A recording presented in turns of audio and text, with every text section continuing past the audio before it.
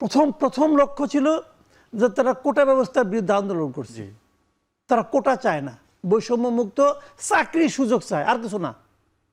বৈষম্য মুক্ত চাকরির সুযোগ চায়, এটা ছিল প্রথম চাহিদা। দ্বিতীয় চাহিদা হলো শেখ হাসিনা নামক যে দানব আমাদেরকে শাসন করছিল 15 বছর, তার এবং তার যারা সাঙ্গপাঙ্গ তাদের বিদায় চায়। সিম্পলি এই দুটো বলে, যার যেটা বললে সুবিধা হয় সে সেটা বলে।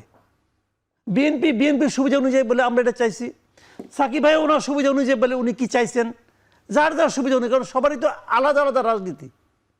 মূল জিনিসটা অর্জিত হয়ে গেছে। কোনটা অর্জিত হয়েছে? শেখ হাসিনার বিদায় হয়েছে।